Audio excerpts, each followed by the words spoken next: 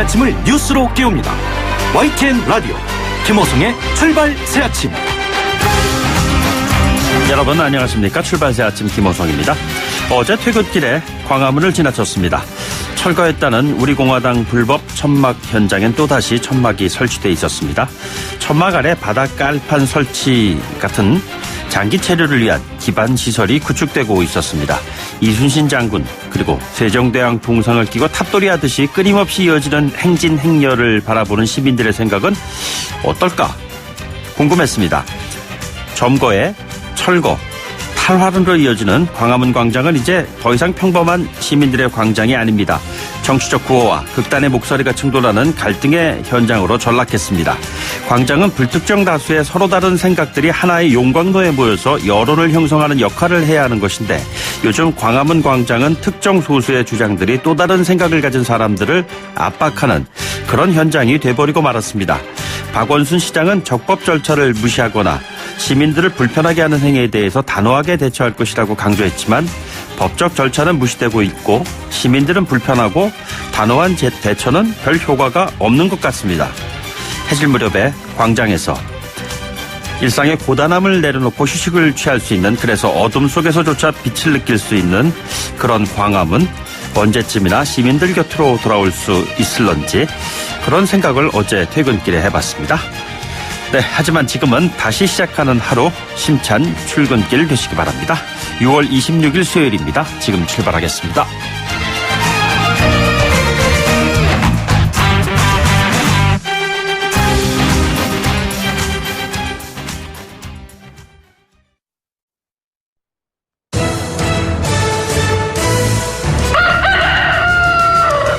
꼭이요 꼭, 출근길 꼭 알아야 할 뉴스, 이종래 꼭 뉴스. 네, 오늘 꼭 아셔야 하는 뉴스 정리해 보도록 하죠. 시사평론가 이정은 박사 나오셨습니다. 어서 오십시오. 네, 안녕하세요. 이게 오늘 아침 신문들 보니까 조국 법무부 장관 설 이런 내용이 기사화된 것 같습니다. 네, 워낙 화제의 인물이다 보니 네네. 그런 것 같습니다. 어제 사실은 개각설이 먼저 불거졌죠. 네네. 그러니까 9월 정기국회 또 내년 4월 총선 일정을 고려를 하면 7월 말 늦어도 8월 초에는 개각을 단행할 거다. 예. 이런 내용이었습니다. 이건 사실은 이미 어느 정도 예상이 다 됐던 그런 사안이었죠. 그러니까 청와대 참모진들도 또 총선 나가려는 분들도 있고 하니까. 네네. 그런 속에서 당연히 이제 이낙연 총리하고 조국 수석의 이제 출마 여부가 다시 이제 관심사로 예. 떠오른 거고요. 이제 그와 관련해서 조국 민정수석을 차기 법무부 장관에 기용하려고 또 후보에 올렸고 사전 검증 절차에 돌입했다라고 하는 내용이 지금 알려진 겁니다. 네네. 아직은 복수의 후보자 가운데 한 명인데 일부 언론은 유력 또 이렇게 또 보도를 하고 있습니다. 조국 민정수석은 논란의 지금 대상 아니겠습니까? 그동안 인사검증 실패와 예. 관련해 가지고 여러 가지 논란이 많았고 자유한국당하고 바른미래당 쪽에서는 책임지고 물러나라라고 계속 이제 주장해온 이른바 그 조조 라인의 또 가장 또 핵심 인물 아니겠습니까? 예. 자, 그런데 만약에 법무부 장관에 임명을 한다면 이걸 어떻게 우리가 이해를 할 수 있겠는가. 이게 이제 정치적으로는 가장 뜨거운 쟁점이 되는 거고요. 네네.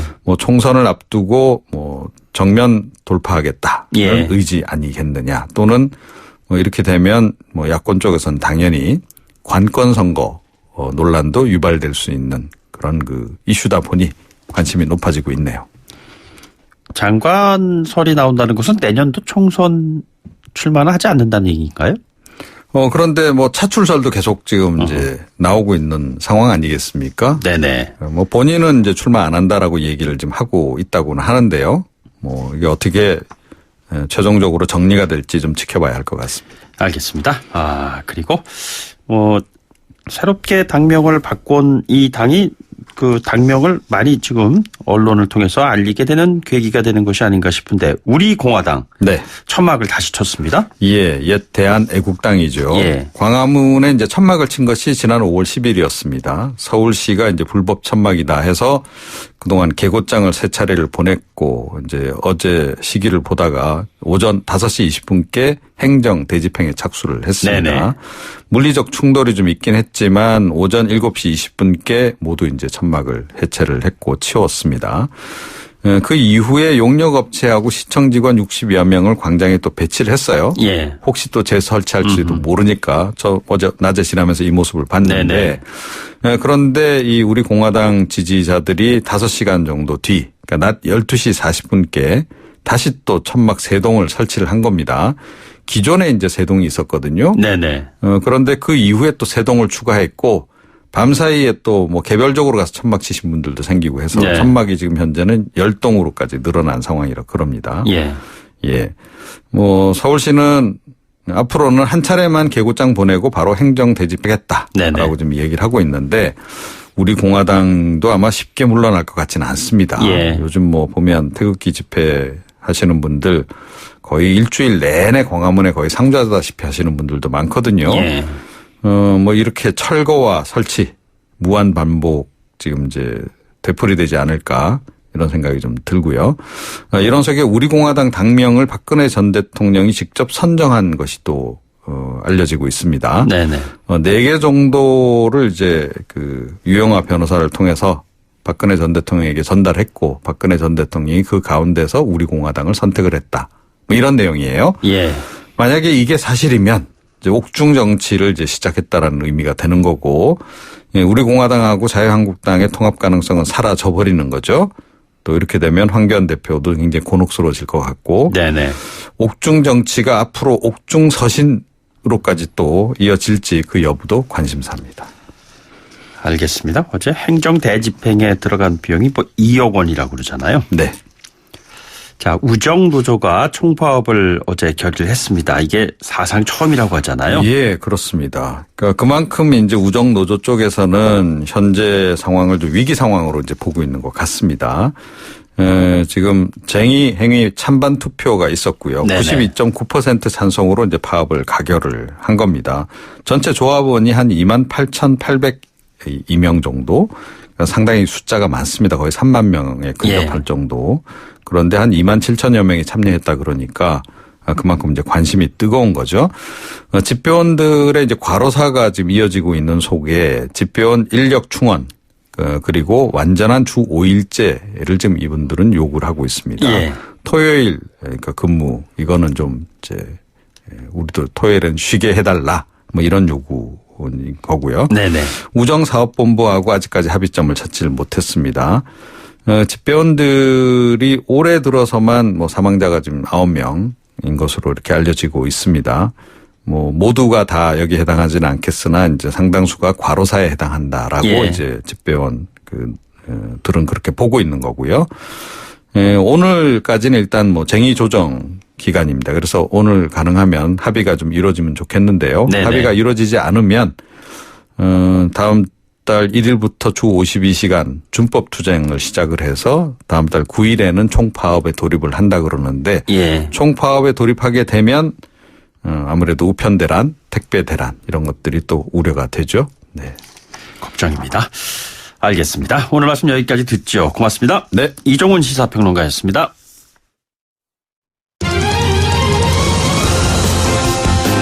가장 뜨거운 이슈 오늘의 헤드라인 출발 새 아침 헤드라인 인터뷰.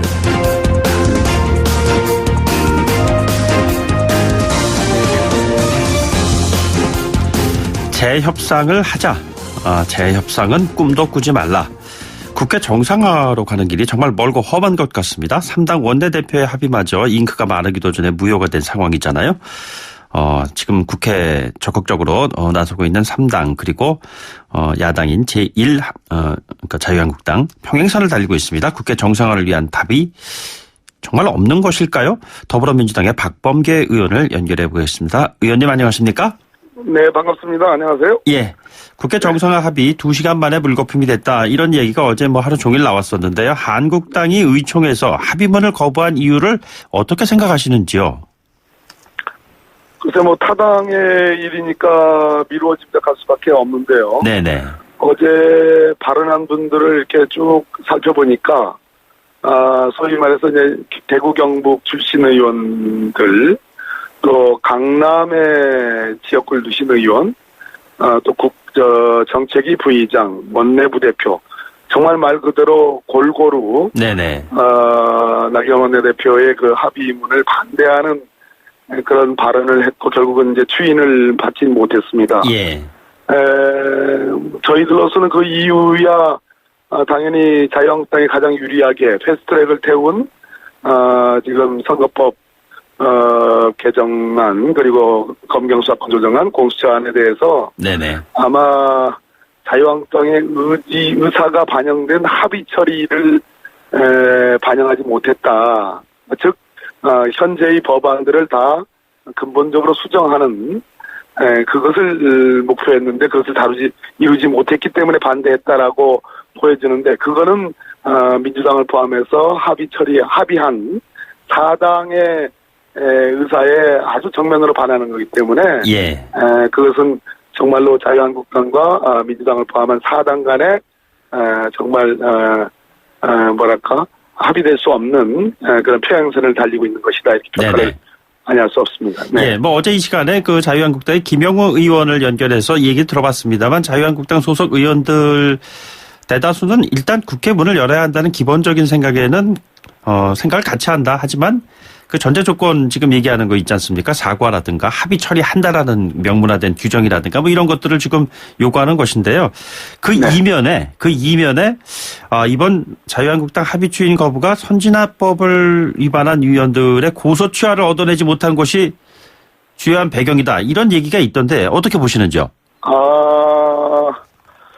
저는 뭐 문면에 그 합의서에 그 3당 원내대표 합의문에 나와 있는 것이 아니기 때문에 고소 취하는요. 네네. 그것은 과도한 해석이라고 봅니다. 기본적으로 자유한국당이 지난번 황교안 대표의 소위 장애투쟁 또 사실상의 제2차 장애투쟁을 하는 형국인데요. 이런 속에서 자유한국당이 의원들이 대부분 강경 일변도로 갔다. 그 과정에서 골수 친박인 홍문정 의원이 탈당을 하면서 우리 공화당이라는 그 창당이 아니죠. 당의 명칭을 바꾸면서 이제 장외에서 새를 불리우고 있는데요. 예. 소위 자유한국당의 온건 개혁파라고 할 수 있는 분들의 목소리를 나경원 원내대표가 제대로 반영하지 못했기 때문에 전반적으로 자유한국당이 극단적인 강경으로 지금 가고 있다 이렇게 네네. 보여집니다. 예. 자, 그런데 북한 목선 귀순 사건이라든가 인천 지역의 붉은 수돗물 사태 이 같은 현안이 있는 상임위에만 선택적 복귀하겠다 이런 한국당 입장은 어떻게 보시는지요? 결국은 돌아오긴 올 겁니다. 네네. 돌아오긴 올 건데 입맛대로 지금 말 그대로 뭐 어떤 표현처럼 뷔페 식당처럼 입맛대로 골라 드시겠다라는 그런 느낌이거든요. 네네. 지금 뭐 예를 들어서 윤석열 검찰청 후보자 인사청문이라든지 또 목선 귀순한 그 사태를 국방에서 다룬다든지 이렇게 또 뭐 선별적으로 그러니까 대정부 또 대여당 공세를 위한 정책 공세를 위한 장으로서 활용하겠다는 거기 때문에 제가 아까 말씀드렸듯이 강경 일변도의 자유한국당의 현재의 분위기를 그대로 반영하는 거라고 보겠습니다. 예, 근데 강경 일변도 뭐 말씀하셨는데요. 민주당과 재협상하겠다고 나경원 원내대표 얘기했는데 지금 민주당 이인영 원내대표는 꿈도 꾸지 말라 이랬단 말입니다. 재협상 없는 네네. 건가요, 그럼? 결국은 대화를 할 수밖에 없겠죠. 그러나 지금의 민주당을 포함한 4당의 분위기는 참 뜨악한 분위기 아니겠습니까? 저 네네. 자신도 합의가 됐다고 그래가지고 참 만시지탄이긴 하지만 참으로 환영할 만한 일이고 정말로 열심히 그동안 밀린 숙제를 하겠다. 그런 마음으로 본회의장에 앉아 있었는데 2시간 만에 잉크도 마르기 전에 그 합의문을 지금 이제 추인을 거부를 해버리고 사실상의 나경원 원내대표를 불신임한 거 아닌가 하는 생각이 드는데요. 네네. 이런 상황에서 당분간의 냉각기는 피치 못할 것이다. 그러나 결국은 국민 여론에 달려있는 문제고 그렇게 되면 또 다시 협상을 아니할 수는 없겠습니다. 네네. 나경원 원내대표 표시님 언급을 지금 하셨는데 사실 어제 보면은 김영우 의원 같은 경우는 추인을 하지 않음으로 인해 가지고 협상력을 조금 더 높여주기 위한 그런 방안일 수도 있다는 얘기를 했습니다. 그거야말로 아전인수격인 그런 해석이고요.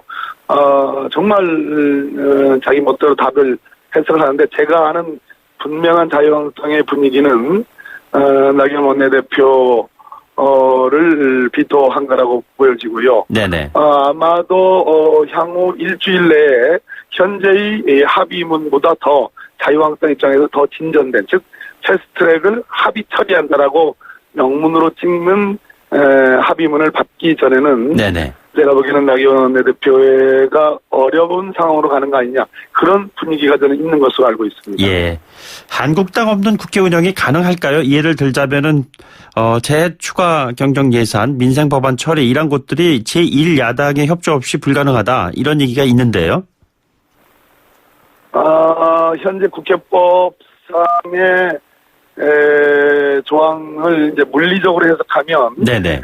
다수결을 확보하면, 소위 의사의결 정수를 확보하면, 뭐 못할 바는 아니나, 그동안의 국회법상의 여러 관례 또 향후의 전국 운영을 생각한다면, 회의는 열되 결정은 하지 못하는 그런 상태가 자유한국당이 들어오기 전에는 지속될 가능성이 높습니다.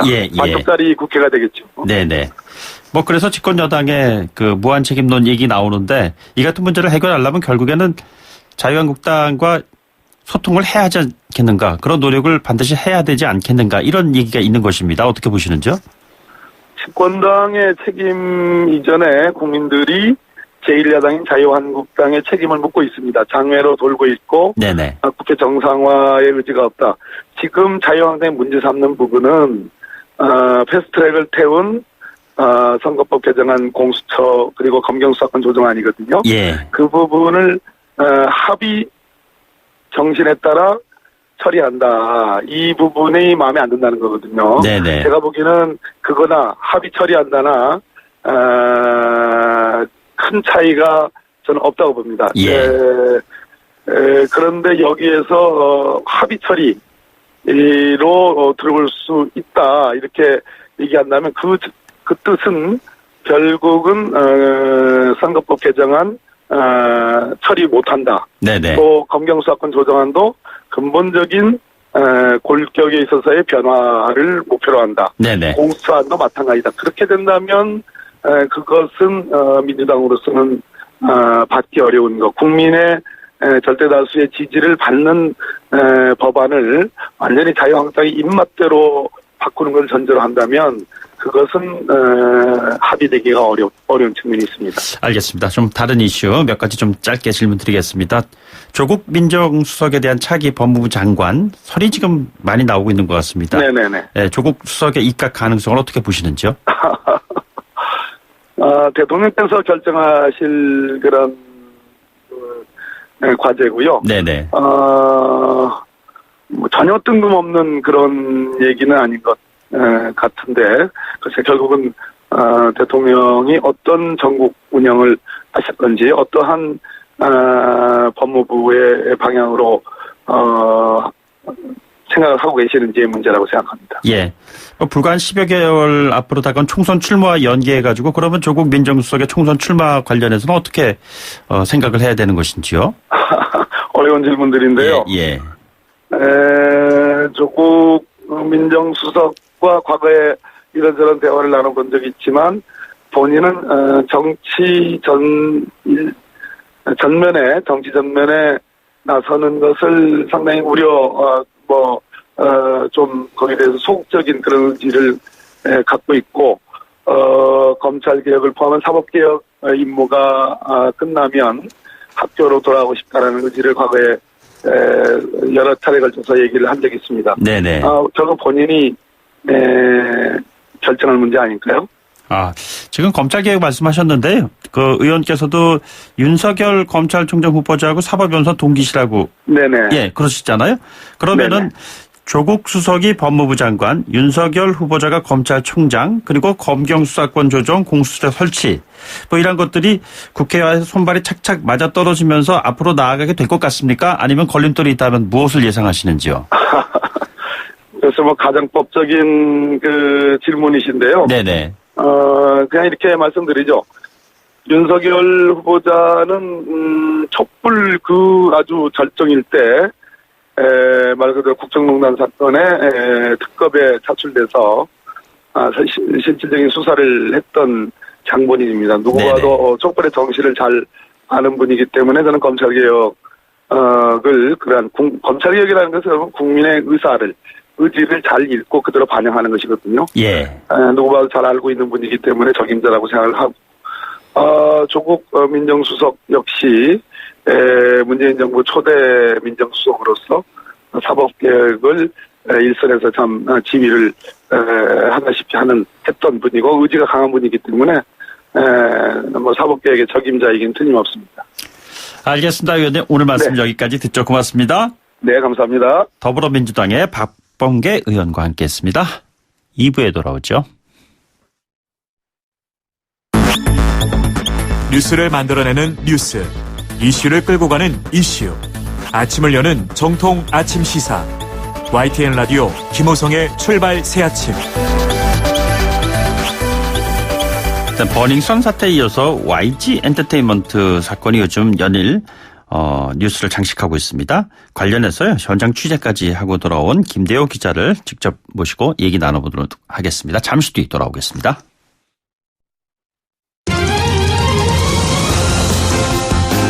가장 뜨거운 이슈. 오늘의 헤드라인. 출발 새아침 헤드라인 인터뷰.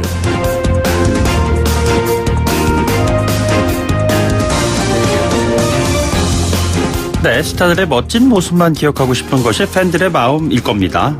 그렇죠. 좋은 것들만 기억을 하고 싶지 않겠어요. 그런데 한류를 주도했던 거대 엔터테인먼트 기업이요, YG.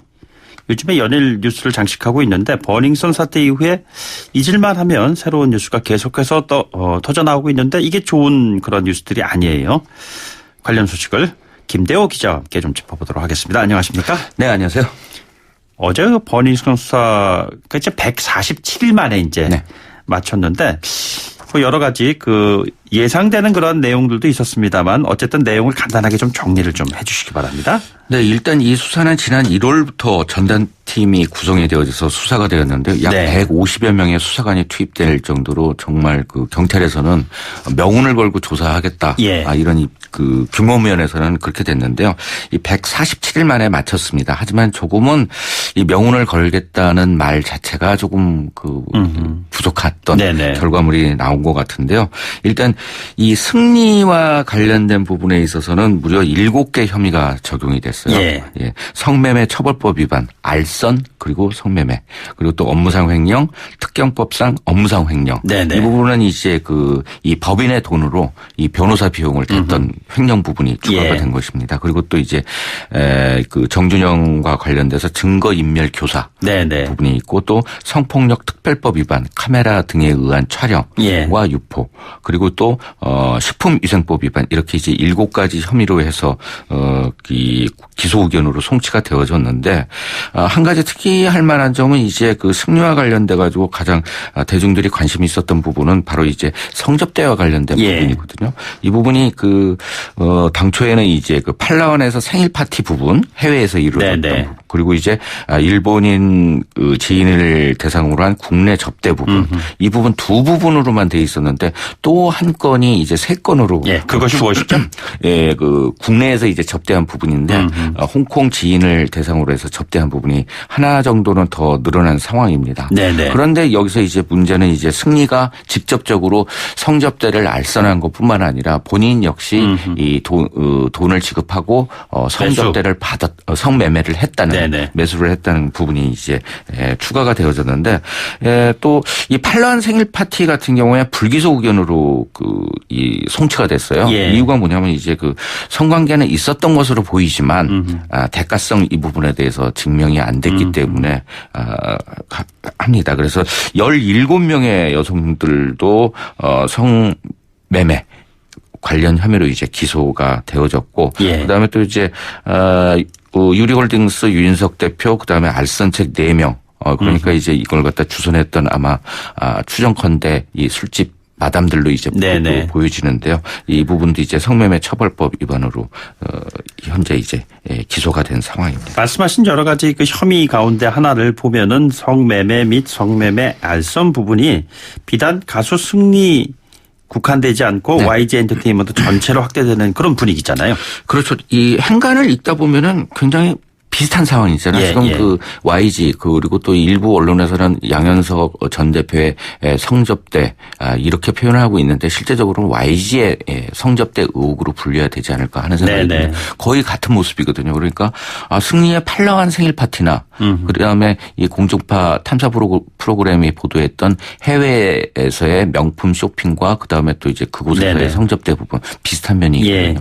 그리고 또 이제 이 사업가 그 지인들에 대한 이 국내에서의 성접대 모습 모두 다 이제 그 유흥업소 여성들을 동원했기 때문에 상당히 유사점이 있는 그런 형태가 되어지고 있고 현재는 이제 승리 부분에 대해서는 어느 정도 사건에 대해서 경찰이 송치하면서 마무리가 되어지지만 또 큰 불은 이 YG 전체와 그다음에 또 이제 양현석 대표 부분으로서 쏠리고 있는 상황입니다. 예, 지금 그 연계되어 있는 인물 가운데에서 팬들의 관심을 모으고 있는 사람 중에 하나가 이제 가수 싸이의 경우인데 무려 9시간이나 조사가 이어졌다고 그러는데 보통 경찰 조사하면은 한번 2-3시간 많아야 서너 시간 끝나는데 2배 이상의 시간이 그만큼 있었다는 것은 물어볼 것이 많았다는 얘기 아니겠어요? 그렇죠. 아무래도 이제 참고인 신분으로 조사를 받았기 때문에 뭐 경찰 포토라인이나 뭐 그 다른 언론에서는 그 알지 못한 상황에서 지난 16일 날 이미 조사받은 것으로 알려졌습니다. 그래서 이 싸이 같은 경우에 여러 가지 것들에 대해서 이번 조사에서 밝혀야만 했어요. 한 가지는 일단 이제 그 자신의 SNS를 통해서 그 고백한 내용이지만 그 자리에 동석은 했지만 양현석 대표가 먼저 자리를 일어났다. 이 부분은 이제 경찰 조사 말고 자신의 SNS에 먼저 밝힌 내용인데 그것이 사실이었는지 아닌지 그다음에 현재 그 가장 핵심적인 인물로 떠오르고 있는 그 말레이시아 재력가 조로우라는 사람을 어떤 계기로 해서 양현석 대표에게 소개시키고 국내 입국이 되어졌으며 그리고 또 이제 어떻게 관계를 맺었는지 이 부분에 대해서 집중적으로 수사가 이루어진 것으로 보여집니다. 네, 김 기자께서 뭐 관련된 인물도 직접 만나가지고 취재도 하셨다고요? 네, YG의 성접대 의혹과 관련돼서 실제적으로 이제 그 자리에 참석했던 유흥업소 여성을 직접 조금 만났는데요. 뭐 인터뷰라고 하기에는 굉장히 조심스러운 입장이기 때문에 정확하게 취재 형식은 아니었습니다만 그래도 여러 가지 이야기를 나눌 수 있었습니다. 그래서 좀 새롭게 알려진 사실 같은 경우에는 지금 현재 그 가장 핵심적인 인물로 떠오르고 있는 정마담이라는 부분이 있잖아요. 그래서 이 정마담이 이 유흥업소 여성들을 전체를 다 동원한 것이 아니라 여러 가게 그러니까 다른 가게에서도 좀 이제 마담급을 통해 가지고 몇 명씩 이렇게 모이게 했다는 그 증언이 나오고 있습니다. 그 이유에 대해서 물어보니까 이제 어떤 한 가게에서 전체를 했을 경우에는 이제 그 룸사롱 전체가 다른 그 영업을 하지 못하게 되잖아요. 그래서 일부 이제 그 뭐 서너 명씩 뭐 이런 형태로 마치 이제 그 피라미드 형태로 해서 성접대는 아니더라 하더라도 이 접대 자리에 동원을 한 것으로 전해지고 있고요. 그리고 또 이제 다른 취재 쪽으로 해서는 이 존 로 같은 경우에는 술집 여성인지 몰랐을 가능성이 있다. 그러니까 이제 유흥업소 종사하는 여성이 아니라 일반 여성일 수도 있다는 그런 그 생각 을 가질 수도 있었다. 신분을 밝히지 않았다. 이런 얘기를 조금 하고 있는 상황입니다. 조로우 씨는 어떤 사람입니까? 네, 이 조로 같은 경우에는 굉장히 그 헐리우드에서도 유명해요. 그래서 그 모델 미란다 커의 옛 연인으로도 알려져 있고, 그리고 또 이제 헐리우드 스타들과도 굉장히 친밀감을 나타내고 있고, 이 아카데미 시상식에서는 이제 그 본인의 이름이 존노에 대해서 감사하다라는 수상 소감을 갖다 밝힌 영화 배우가 있을 정도입니다. 그리고 또 이 나집 라작 전 말레이시아 전 총리의 그 측근으로 알려져 있는 그 인물인데 어찌됐든 해외에 이런 재력가들 같은 경우에는 아무래도 이제 한류 열풍이 굉장히 활성화되면서 굉장히 많이 국내 매니지먼트사든 아니면 뮤지션이든 그 접촉을 하려고 하고 있고 그것을 통해서 이 자신의 이제 그 말레이시아라든가 아니면 동남아 영향력을 넓히려고 하고 있고 예. 그리고 또 이제 사업적인 투자 부분까지 하려는 경향이 있습니다. 이 존노 같은 경우에도 또 대입을 똑같이 해보면 대만 출신의 닌사모와 거의 비슷한 그 느낌이 드는 상황인 거죠. 이 존 로우예요? 조 로우예요? 조 로우입니다. 조 로우라 네, 이거죠. 네. 그러면 이 사람을 통해 가지고 YG 쪽에서 접대를 하는 과정에서 이제 빚어진 여러 네. 가지 이제 불법적인 그런 상황이 앞으로 이제 수사의 대상이 될 텐데요. 이 사람은 인터폴 적색 경보 대상이라면서요? 네, 금액이 어마어마합니다. 45억 달러. 그러니까 이제 국내 하나로 계산해서는 5조 3천억 원에 달하는데 이 돈을 가로채서 비자금을 조성한 혐의로 국제 형사 경찰 기구 인터폴에 수배가 되기도 했었던 인물인 네네. 것이죠.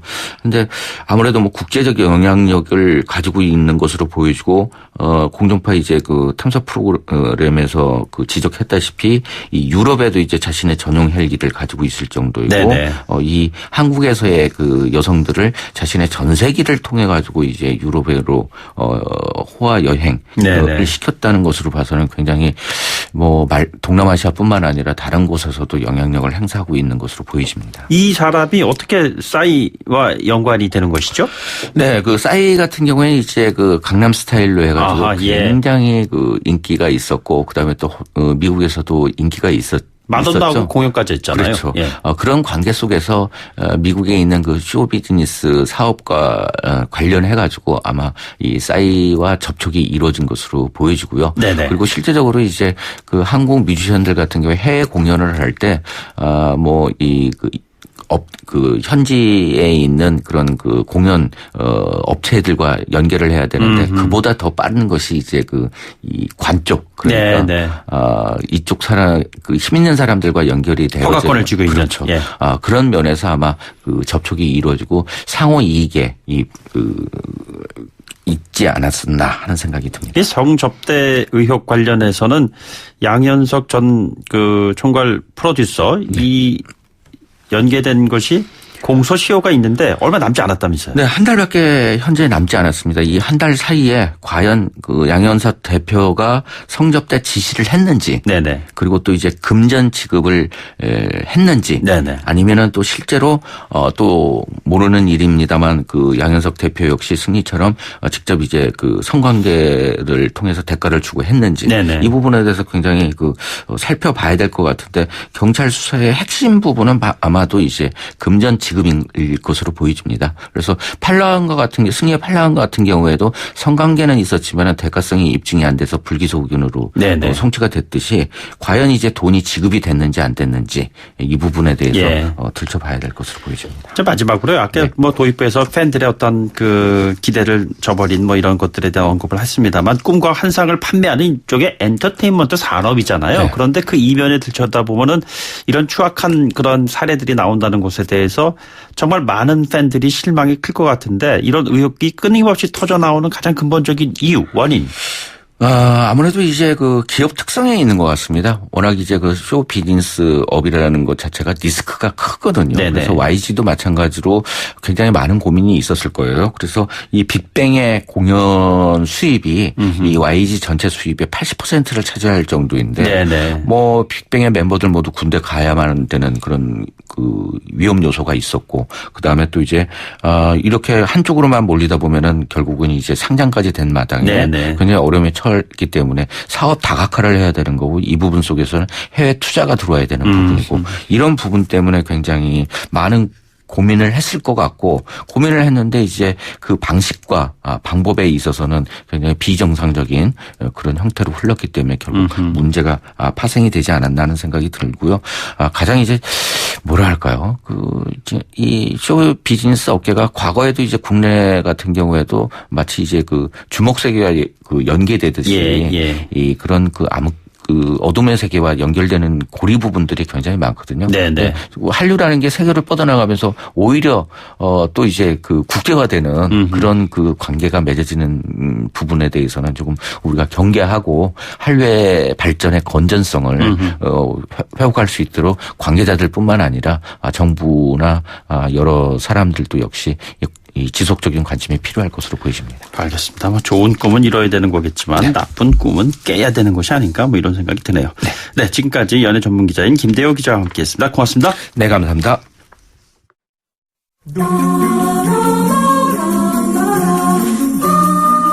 김호성의 출발새 아침과 함께하는 위클리 시사 퀴즈. 정답자 중 추첨을 통해 소정의 선물을 보내드립니다.